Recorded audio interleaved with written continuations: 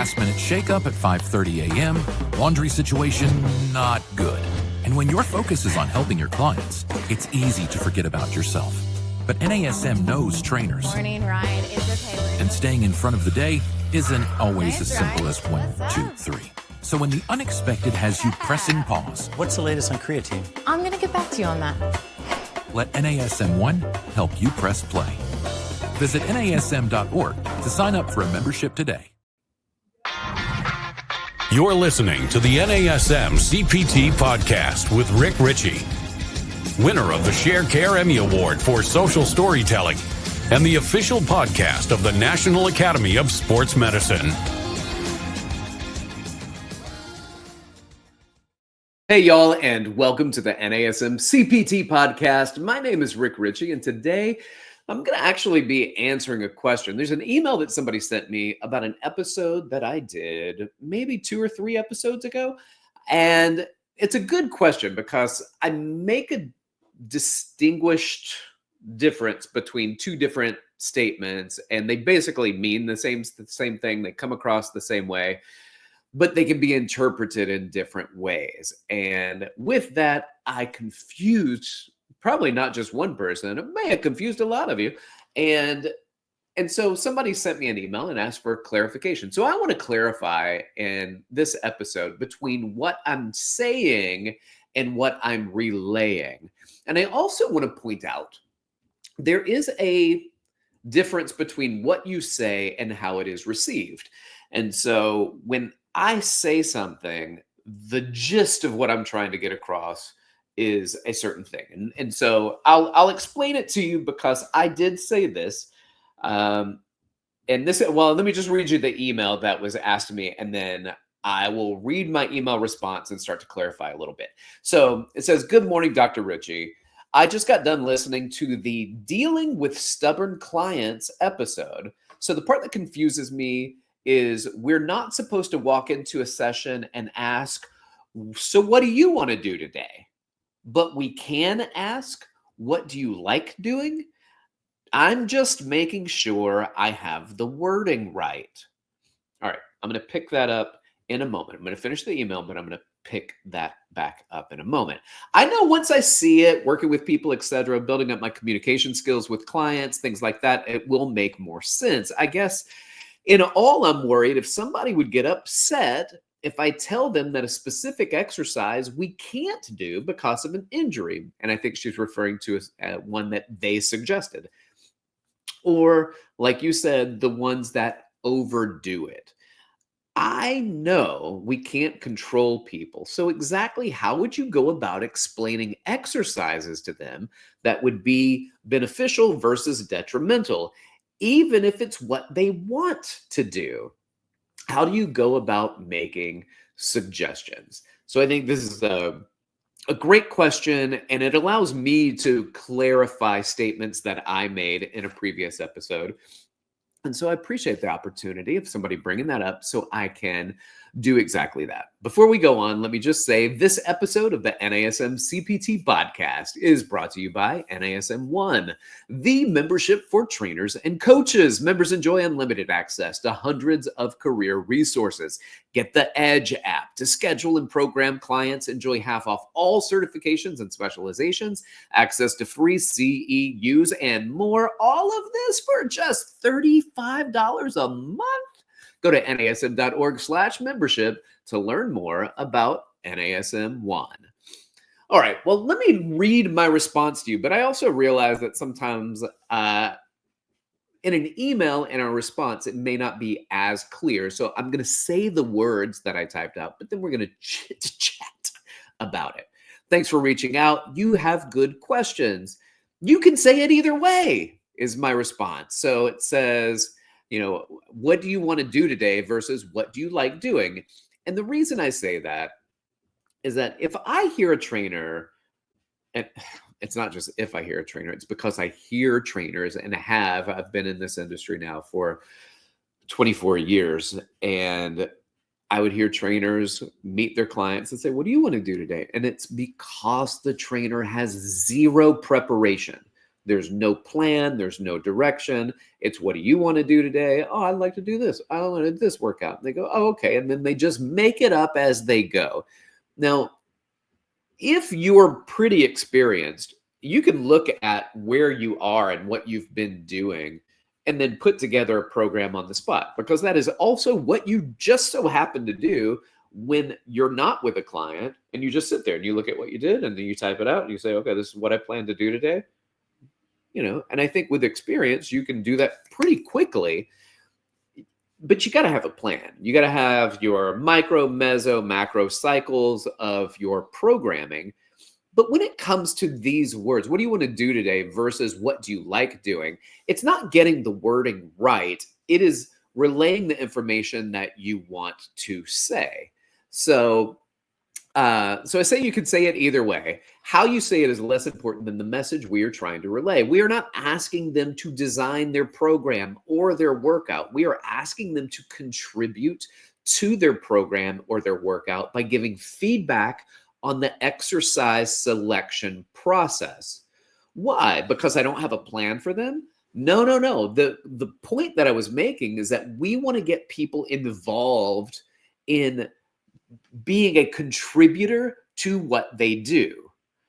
And I follow it with this. Research shows that people who have a say in their own process are more likely to stick with it. They are empowered by feeling like they can contribute, and they are doing the exercises they enjoy. Most people don't select exercises that exacerbate injury. So the question about injury is, what if they pick this and it's not good for them? A lot of people don't pick exercises that hurt their shoulder.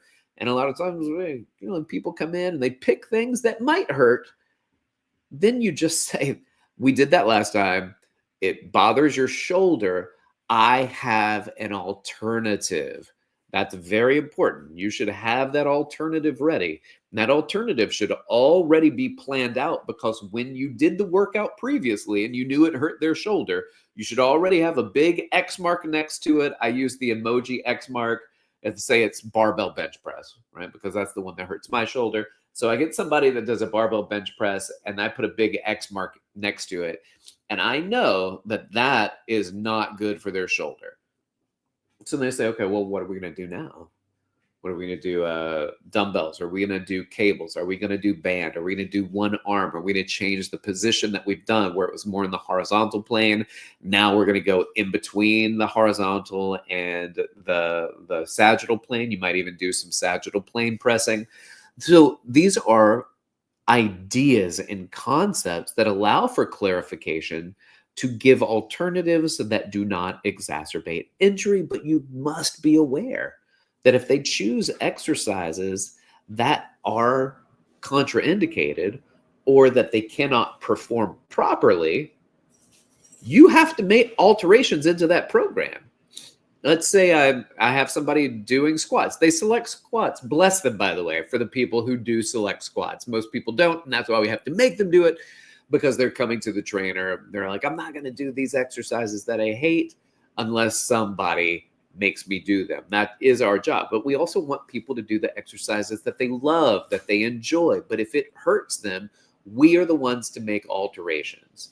If they perform it poorly, we make change. If they perform it poorly, we make cues. If it's contraindicated, we don't do it. So we regress it, make sure they can do all exercises safely. We give the options too. And I like this as an option where I know, let's say, for example, I know you like doing a barbell bench press, but it does nag your shoulder when you do it. But in your head, you have to do it because that's the best exercise for your chest. Well, it's not, but let me give options. And the options are going to be, today you can either do a supine on a bench cable chest press, or you can do a dumbbell chest press. Which of those two do you want to do today? So what I've done is I've given them the body part that they like doing, but did not give them an option for the exercise that they like doing, even though it bothers their shoulder. I find an exercise that doesn't aggravate their shoulder. So the way that you narrow those options, they can they get the option to pick either or, and they're still working on developing their own exercise selection just within the parameters that you are providing. I want you to know that there are options that you have as a fitness professional. And if your client was like, I want to do this exercise, this is the best exercise. And if it's not, then we can say, okay, well, what if we do lightweight, higher reps and minimize the opportunity for them to be hurt? But if you're just looking at it, you're like, hey, you don't need to be doing that exercise, and they are insistent upon it, I don't think the best way to go about it is to concede or to fight. The best thing to do is work on the communication skills here and try to identify why. Why are you so attached to that specific exercise? Because we already know that it doesn't feel good. We already know that it nags your shoulder. We already know that puts a lot of pressure on your lower back. Whatever that exercise is that they feel like they really want to do, because maybe somebody told them one day, this is the best exercise for that. You get people coming in and they go, well, this is the best exercise, and I'm trying to work my bum, and this is the best exercise. Well, you can objectively look at it and say, well, it's not the best exercise, just an exercise. Why do you keep gravitating towards it? And they say, well, that's because my friend Karen, she's got a great bum, and this is one she does. And you can be like, listen, Karen has genetics on her side. And so what you should do is not necessarily what Karen should do, because when you do the exercise Karen does, it hurts your back. And hurting your back means we're doing it the wrong way, or it's not the right exercise for you. Allow me to give you another option. Allow me to cue. Allow me to do exercises that build up to that, but not just jump into doing that specific exercise. So again, when it comes down to it, when I say, what do you want to do today? I'm not asking you to tell me what our workout is. What exercise do you want to do? What do you like doing that's going to make you feel good about being present, something that you want to work more on? So we've been doing total body exercises, but you'd really like to focus more on your triceps. Then we do more triceps today. Why? Because our job has multiple components to it, and all of them revolve around what you're trying to get out of this workout. My goal for you is to get you stronger, to get you more flexible, to build your cardio. But your goal is strictly glutes and triceps. I still want to do what I want to do for you, but not at the expense of not doing what you hired me to do. And I made that mistake a lot when I was a younger trainer, where I was like, I know this is what you're asking for, but this is what you need.